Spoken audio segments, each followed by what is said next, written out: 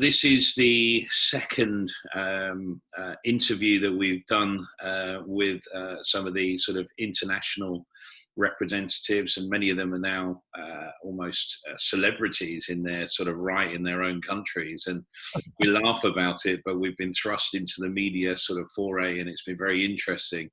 And I think we've all learned so much about the media in the last 9 months more than anything.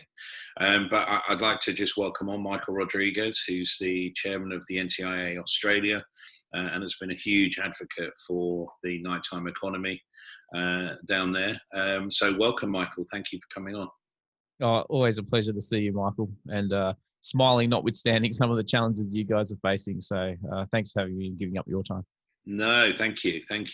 So just getting straight into it, I mean, it would be great just for people out there, because this is for a lot of our members and people that don't have that conduit or that ability to have a conversation with some of the sort of varying nightlife representatives out there. Can you give us a bit of an introduction to yourself, where you've come from, your background, just a bit of a feel for who you are and what your passions and roots are? Well, I think in the context of this discussion, it's I'm most known really here in Australia for having licensed the Time Out brand and launched it here 13 years ago, and in respect of which I'm the current managing director. And I joke constantly about my day job running Time Out and my night job running the Nighttime Ministries Association. But I had a couple of careers. I try not to mention my legal background too often because it always draws ire. But as a lawyer, a failed lawyer, proudly, I would say I found a better pursuit in bringing on what I like to think is happiness to people by offering great experiences or advice or guidance on where to go and have fun. And I think the sort of 13 years ago launched it. And then in Sydney, as you might be aware, we had a thing called lockout intervene in 2014. And it had an impact on the city that I think was not anticipated. It sort of extended beyond the 2-block radius that was of concern in King's Cross there, where there was issues with overcrowding on the street, and as the media would then describe, alcohol-fueled violence, and it led to government intervening and putting in a raft of restrictions on trading for venues. So what happened was that the effect of this restrictive trading, there was a curfew basically, a restriction on entry after 1:30 a.m. and a whole bunch of ID scanning and a whole raft of things. It ended up impacting the going out landscape because people just felt like there was a knock-on effect from bars, nightclubs, to restaurants closing, and then the theatres being impacted. And so I guess my arrival in the nighttime space came from a recognition that we had to fix things in Sydney more generally. So this is sort of, to give you an idea, 2017, 2018. And so we formed the NTIA in 2018, actually, just 2 years ago, and campaigned really hard ahead of a state election to create change in Sydney. And that then would later eventually see lockout lifted and the development of a nighttime economy strategy in line with a government inquiry into these challenges, all of which has now landed. But I suppose in the intervening time, in March, the pandemic hit, and if we thought lockout was bad, then obviously lockdown was. I describe it as we may have climbed Kilimanjaro, with lockout, but it's sort of facing Everest with lockdown in terms of it being such an intervention in the nighttime economy. And so I suppose I've sort of ended up just throwing, like you, Mike, a lot of my effort at trying to save jobs, trying to save businesses, and then ultimately, and I'm very conscious that your audience might be UK based, and in Australia things are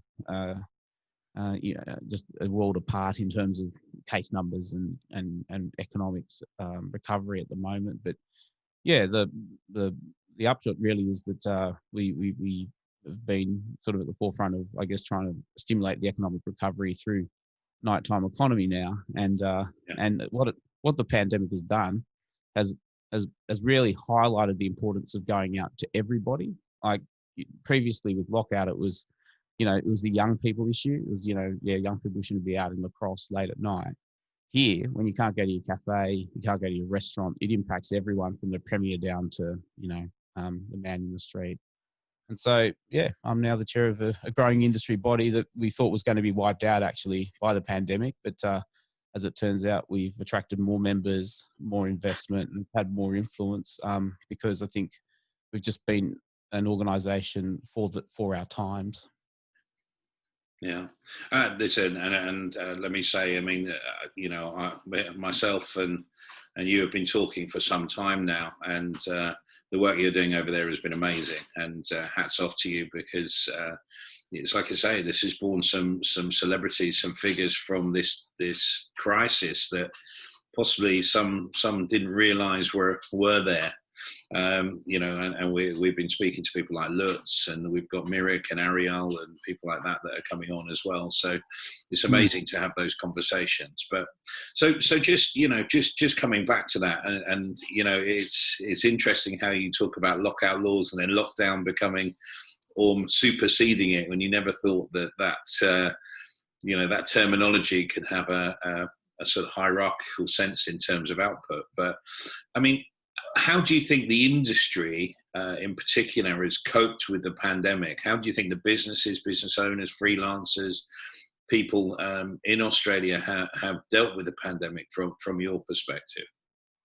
I guess I'd say that the going out economy, as you know only too well, first hit hardest by the inability to gather socially, and that happened here in Australia. I guess the differences have been, I think, that we've had a significant amount of government support. So a few things. One is that the pandemic never got out of control. Well, I don't know if that's the best way of putting it, but we've never seen the caseload that has been seen in the Northern Hemisphere. And current with that, the government support has been, not perfect, but it's been at the close end of generous, one would describe. Now, the issue is, has it fallen equally? And the answer to that is no, it hasn't. And did it capture all everyone we would have liked to have seen it capture? And the answer to that is no as well. So, for example, the JobKeeper, which is a kind of our equivalent of furlough arrangements, it's a subsidy to keep people employed. It didn't apply to certain classes of labour, particularly casuals and internationals. And so, one of the consequences of this has been, as we're coming out into the recovery phase, that we're in the perverse situation where businesses are struggling to get workers to work. There's positions vacant because a big chunk of the international student market's gone, and the casuals weren't necessarily looked after either. So, so it's impacted people differently.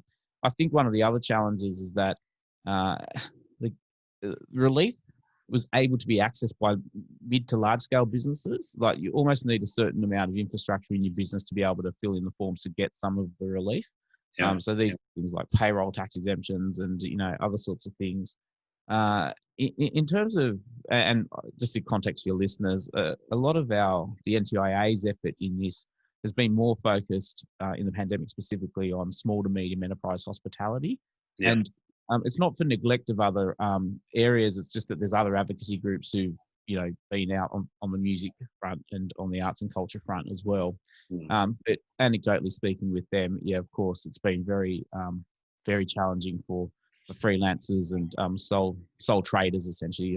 As you know, much of the sector is comprised of that type of model. I suppose there's two other comments I make here, Mike. One is that and it may not make me very popular sometimes, but Sydney and Melbourne in particular. So if you think about Australia, the most popular states are New South Wales and Victoria, and these are our most internationally exposed with international flights and economy, and I guess collectively probably represent a disproportionate amount of Australia's GDP. Yeah. So all the other states had lower caseloads and kind of only one wave of the pandemic, and business bounced back relatively quickly in places like Western Australia and Northern Territory. It's not to say they haven't been impacted, but places got back to 80-90% of trade reasonably quickly. So I'm talking specifically about the key cities of Sydney and Melbourne, where the workforce decentralised to the suburbs on a work from home model. And so the reality is that some businesses have benefited from the pandemic, and because they found audiences living in neighbourhoods who would never be there because they'd be in the city. And conversely, city businesses have suffered. So in some cases, and the last point I make is that the businesses, I think that the question is how businesses coped. Well, it's the ones that have innovated and adapted. Like they've built new skills, they've built new disciplines with their business, be that the pick up and takeaway delivery, digitization, contactless payment, customer management systems, bottle cocktail delivery. Those businesses, I think you'll find in time will emerge almost as a stronger business as the recovery kicks in. So just talking through, and obviously everyone's very, it's interesting because you speak in the UK and a lot over here think that they've been harder done by than many other countries. And speaking to Lutz the other day, it was clear that there was a lot of money floating around, but as with the UK, the eligibility was the key factor here, or the criteria almost either included or excluded people. And we're hearing similar, obviously, from yourself with regard to the different sort of provisions. Just talking about the sort of COVID journey, can you just talk us through some of the restriction challenges that you've had? So as you can appreciate, I mean, we've got things like households, you've got to, track and trace and all these sort of things. I mean, I think a lot of people would be very interested to understand some of the restrictions and how that sort of unfolded to get you guys to where you are now, and where those challenges lie, and possibly if there are any sort of feed on how you sort of came out of that, or how that was managed. And I think after everyone took their heads out of their sand in the first, last 2 weeks of February, coming into early March there, and went, actually, this is going to be a thing. Then you started to see a phase of lockdown, which we call the death by 1,000 cuts, where the government kept trying to make changes, trading conditions, but every week there'd be yet another, and of course businesses kept trying to adjust, and of course by the time that they'd adjusted, the thing would move again, because the curve at that stage was alarming, starting to rise at an alarming rate.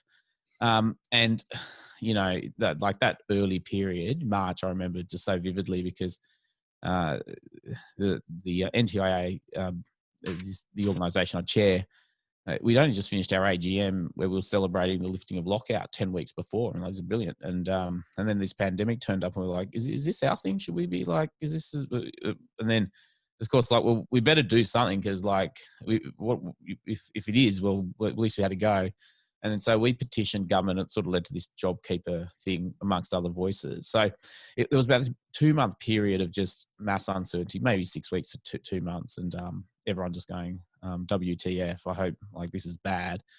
But I think it's right to say historically, and I think, Mike, you'll forgive me for not remembering dates specifically, but we went into a hard lockdown in Australia, and I think the debate was globally, should you do it, should you not, herd immunity, these types of things. And I guess that we were looking across the ditch at New Zealand, and as an island nation, I think this is one thing that, and I know that the UK is indeed an island nation as well, but you're connected to Europe, where there is some distance between us and New Zealand, and so we had the New Zealand example, and it did influence thinking over in Australia. And like I speak to you, Mike, we'd spoken to the NTIA there, or their equivalent, and tried to share learnings rapidly, as I think it's been a great thing. And thank you to everyone who's sort of chipped in their IP or experience, and helped us all kind of contribute. So hard lockdown, and then, the curve came under control, and then was the debate about reopening. And of course, I just want to point out that we never reached a full lockdown, in that there was no in New South Wales. Victoria would have a second wave and did enter into a second lockdown, hard lockdown with curfew, but businesses were still allowed to do takeaway. And the reason I mention it is that it gave people hope. Number one, it built this other thing into people's businesses. And so, for example, if you take a fine dining or a decent dining scene who may not have been doing delivery before, all of a sudden, in order just to keep staff engaged or to keep contact with customers, bearing in mind there was a level of government subsidy, people have gone and done things with their business and they've innovated. And I think that's been a good thing because, of course, as I like to say for a long time with my lockout lens on, the nighttime economy, its challenge is to make it more attractive to go out than it is to stay at home. And it's become really easy to stay at home. And so throughout the pandemic, some of these innovations have given the out economy a beachhead in people's homes again. So even if that is bottled cocktails or better quality food delivery or curated live sessions or these things, I know that they'll, evolve and whatever, but suddenly you had an alternative to, rubbish TV that was a live performance. And so that was that sort of period of, this is new, the first lockdown, this is new, what are we going to do? Everyone got their, online delivery sorted, their entertainment sorted, the Zoom parties and everything else. And then, of course, when we came back out, the question was, how prepared were venues to deal with customers again? And the answer was mixed results, I think. One thing is good businesses tend to be good businesses, and then not so good businesses tend to remain that way. And I think, good operators, and it was very hard because, of course, everyone's been, doing it tough, but then you have to invest in sanitizer, etc., PP, all of it, check-in systems, plexiglass in certain circumstances. So, in New South Wales anyway, we had a bit of a false start. We had a sort of second outbreak, which we got under control happily, and then we've continued a gradual improvement in trade. Yeah. Melbourne, of course, had a second lockdown, and the economic consequences of that were pretty challenging. Although, just in preparing for this interview, I'm just so conscious of the situation in Australia is like a lot of people would trade to places at the moment, but they've just come out with employment figures, which unemployment peaked at 7.5% in April, and November's unemployment figures at 6.8%. So gives you a sense of a recovery in progress. And as I said, in some cases, in fact, there's businesses now struggling to employ people. And there's a few reasons for that. And I think that one of the challenges is the JobKeeper, which is the subsidy for businesses, carries on till March. And so I think some people have got more cash as a result of this to stay at home and have said, well, you know what, it's going to be a good summer. So that's sort of been the journey through to the end of the year. And of course, now we're talking about travel bubbles. But a word of caution just before is that, today's news, New South Wales is an outbreak a cluster developing in the Northern Beaches. So, the thing about it is this thing is here to stay, and how do you continue to trade and build economy notwithstanding its presence?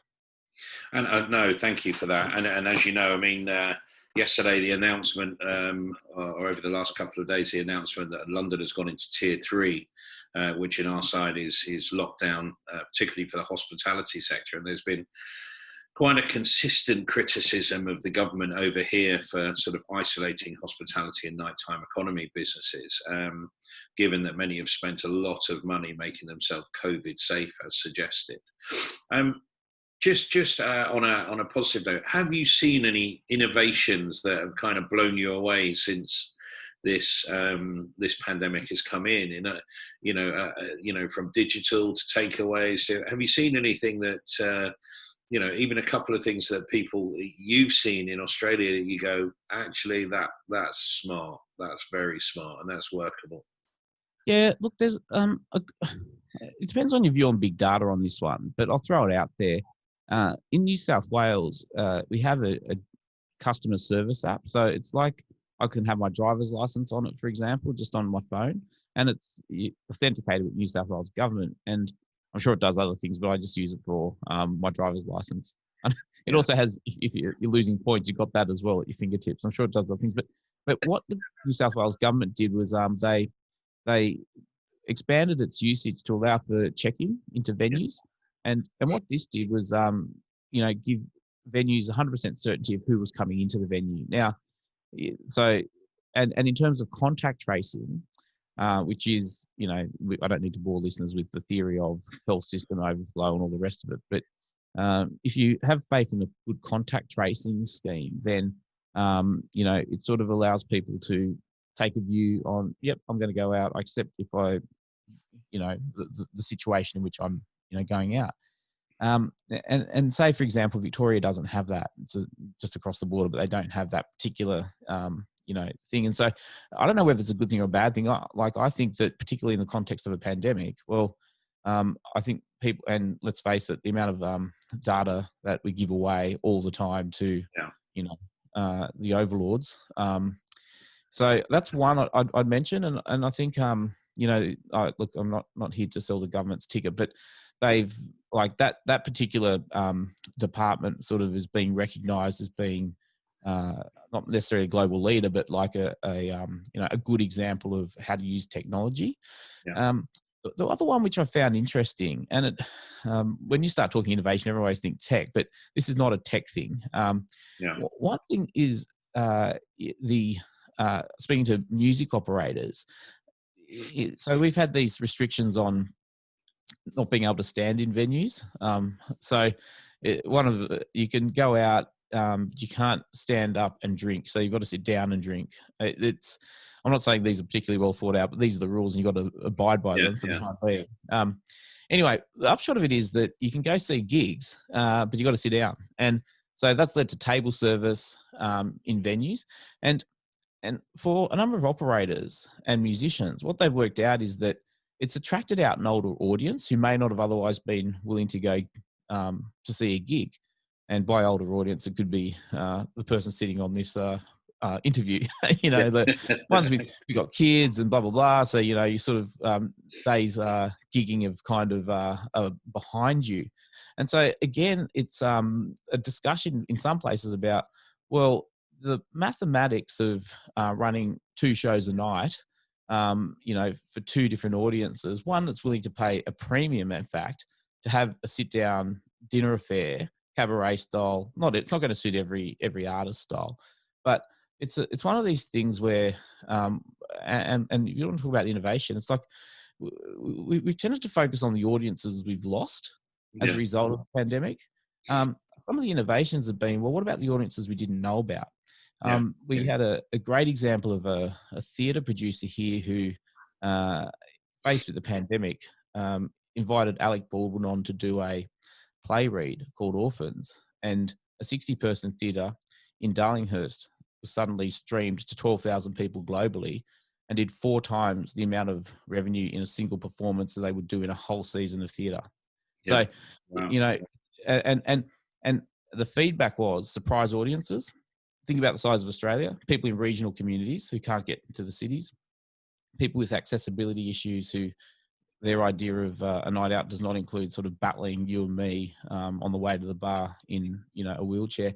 And so there's, I think, when going back to some of the things that have stood out, it's that optimism, Mike, that I think I possess, you possess, and the business owners who've coming out of it are the ones who've gone, this is shit, but let's just find a way of doing things and have tried stuff. And I know that sounds hard to people who's tried stuff and failed, and I don't mean to be non-empathetic to that, but the ones that have not just sat back and said, government, please take care of me, they've gone out and given stuff a go. They've learnt things and learnt new skills, and I think that's the kind of thing that is needed for the future of the nighttime economy more broadly.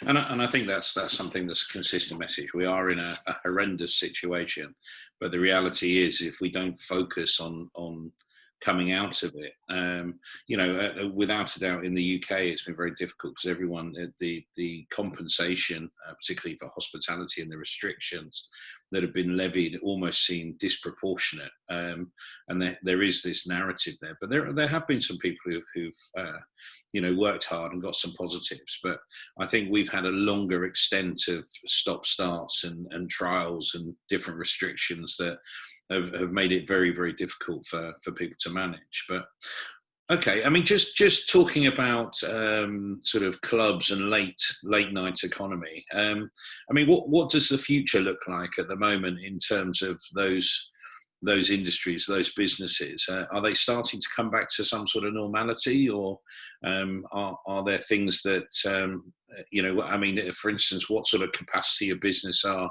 those types of businesses doing now, compared to 3 months ago?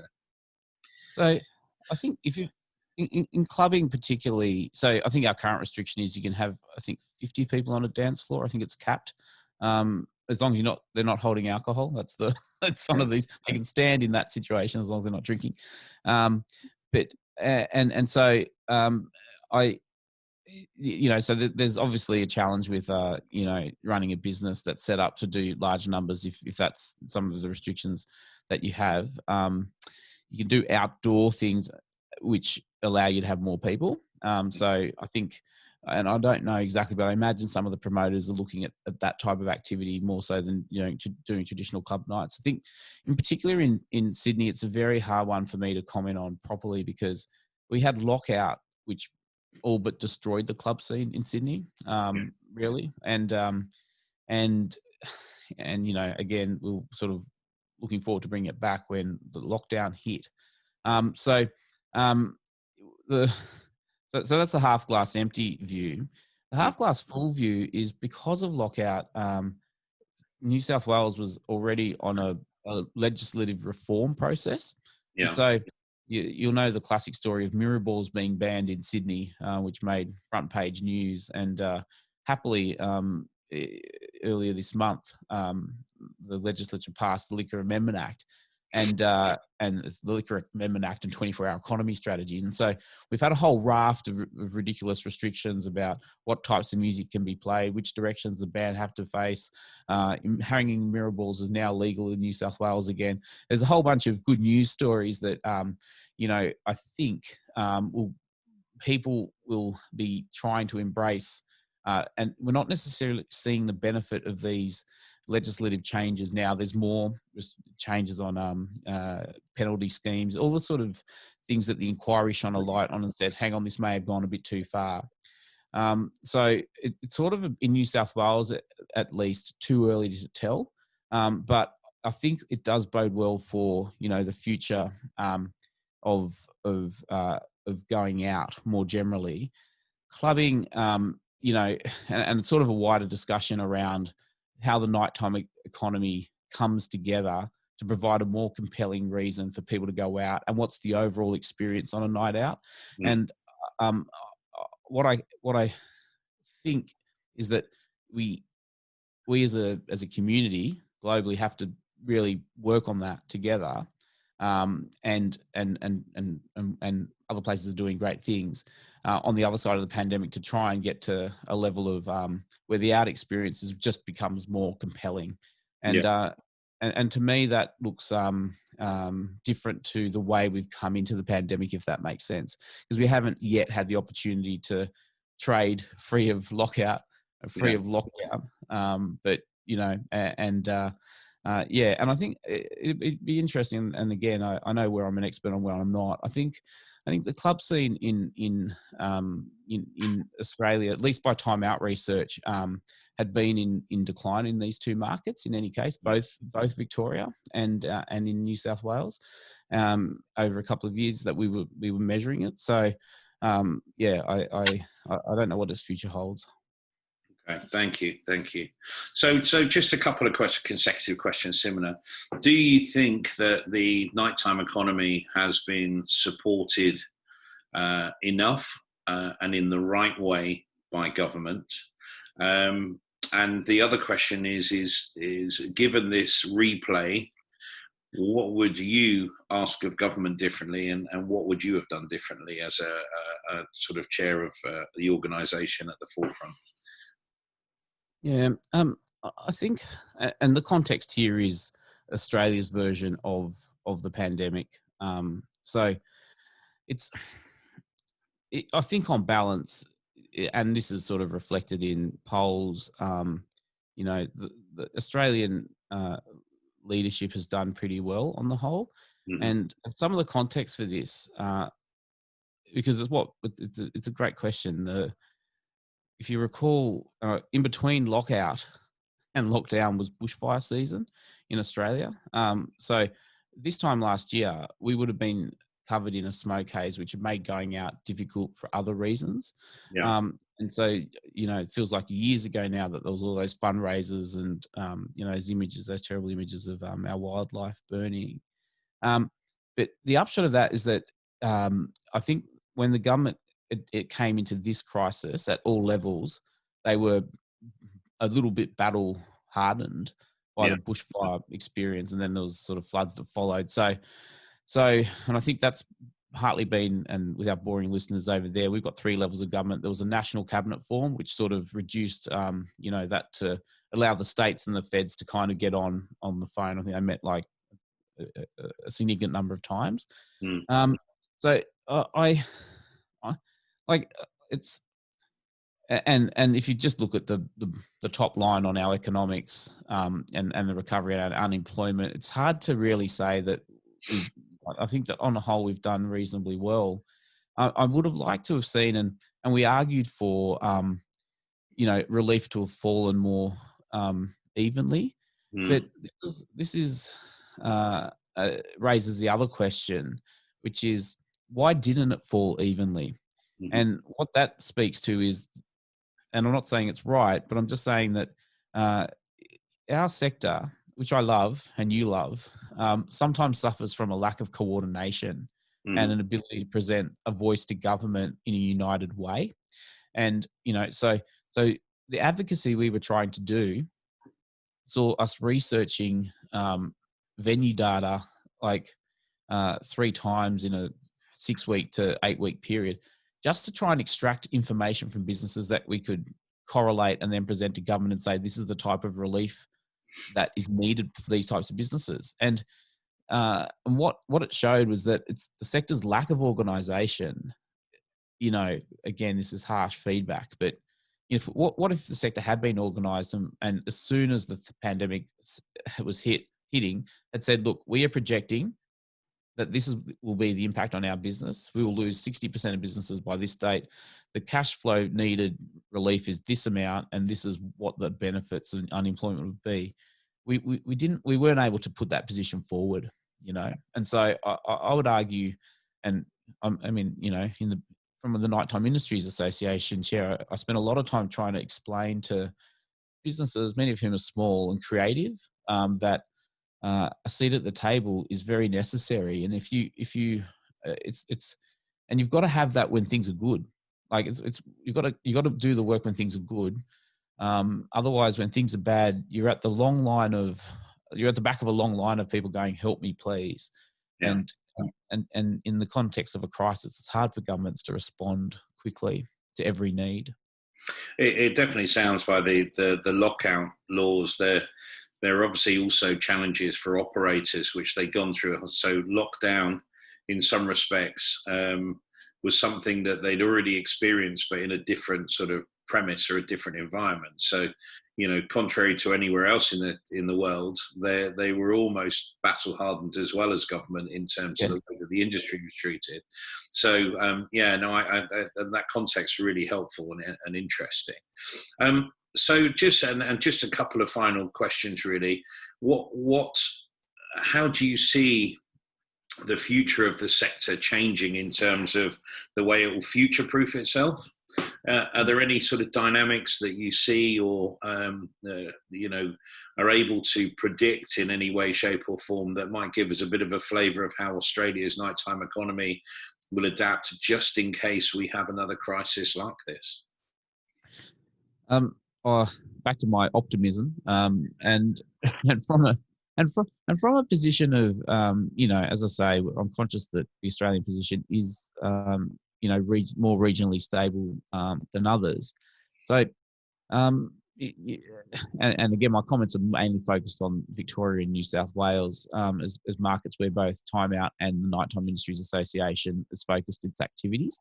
But these are our sort of international cities, you know, so should be the heart of creativity, should be the heart of culture, should be, you know, on the global stage.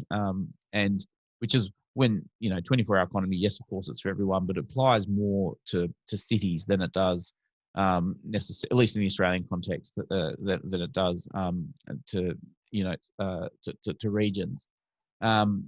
So I mention all that as context because by luck or judgment, I don't know, but in New South Wales at least, we have this 24-hour economy strategy that's it wasn't prepared for the pandemic. It was prepared to help us out of lockout. But now we've done all the work, and you know the legislative processes have kicked in, and we have a plan that is ready and willing to be deployed as part of an economic strategy. And you know, I've always been a fan of the way that the UK, at least my perception of, and correct me if I'm wrong, but the UK has seen for a long time the export of culture as a key commodity, and creativity as a key economic driver. And I've tried to encourage people in this part of the world to think about this sector as the heart of where creativity lives. And so when the economics of the situation now is Australia's borrowed a lot of debt. We need to pay it down. How are we going to pay it down? We need to create new industry. What does that look like? How do we make, you know, the Eastern Seaboard one of the most attractive places globally to attract talent and best entrepreneurs? And of course, you know, where do entrepreneurs want to hang out? They want to hang out with the artists are, where the creatives are, as much as bankers think they want to hang out with them. I can assure you that is not the case. And so, like where we sit now is, and I am the optimist, Mike, that we've taken a good beating. Yeah. We have to take a long hard look at ourselves and go, if we want to stave this off, we are better if we work together on it. And the lesson is that, and in the context of Australia, which I think is different to the UK, but here we had such homogenous culture, and we had verticals of pubs that were different to bars, that were different to music, different to comedy, different to consumers. I don't think that way. They think about the out experience and how does it all come together. And so my encouragement, what the NTIA has tried to do here and has growing support for, is how do we as participants in the sector produce a better overall going out product working together. And you know, I speak of often and of the example of, if you compare the ease with which in 10 minutes I can have a bottle cocktail delivered with my favorite burger and be watching a classic movie without leaving my seat, and just with 3 clicks of a button, that is possible. If you compare the out experience of that, how much harder is it? And the answer is, it's a lot harder. I can get a car to my house, but I need to go research the ticket. I need to tee up the drink before. I need to, and if there was a button on a phone that said in or out, and you press the out button, and it was as seamless as the in experience, the out economy would have a bigger share of market. And I think that's idealistic and, you know, probably slightly over-egged. But when you think about now, and this is the opportunity presented by the pandemic, because our businesses have had to digitize, we've had to look at seamless entry to venues. So I think there's an opportunity if we can continue to on this slightly optimistic, but I think quite genuinely felt opportunity to, you know, build greater sector collaboration and just produce a better going out product. I think the nice thing, and one of the positives I've taken away, is the sense of community that has come from this. A very harsh situation, but people have collectively come together to support each other and their own communities outside of the sector. So just one final thing, and this is a bit more of a personal one, Michael, is have you got one message that you would like to give listeners of this, the sector in general in the UK of of hope, of community. Just one message to them that's going to sort of galvanise how they should move forward in the future, and how things are going to work out. Just from you. I mean, what you're making me think of the very human response that coming out of lockdown presents, which is that the minute you give people the opportunity to come out, they do, if they feel safe to do so. And what it speaks to is the thing that we may have forgotten the value of, which is the deep civic expression and feeling that comes from being in community and having spontaneous experiences. Like this is the thing that the out economy offers over the in economy. It's not like I'm going to bump into a new friend in my own house, but going out into a precinct and observing other people, it's so hardwired into how we are as humans. We have that trait within us. And I think that, and I know that things are very challenging at the moment in the Northern Hemisphere, particularly going into winter, which by its nature is generally not as uplifting as summer. But it's to remember that magnetism won't die. That magnetism will be there, and so and people will come. People will come, and it's something that it's so part of the human experience that will never change. No, that's amazing, Michael, and I hugely appreciate your time. I know you're busy, and you've got a lot of things sort of coming up over the next couple of weeks, and obviously Christmas is on the doorstep, and New Year's Eve for whatever it brings leading into 2021, which I hope is nothing like 2020. So just here to thank you so much for your time. Hugely appreciate it. And we'll continue to talk. We've built a strong relationship over a period of time, and I know there's lots of things, and I'm hoping to get you over in 2021 to attend one of our events and give us some insight into your role and the developments over there as well. But thank you very much.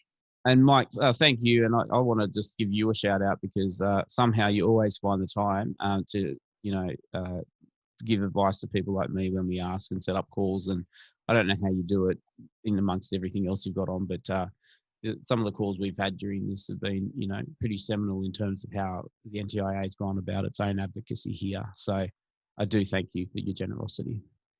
Thank you very much.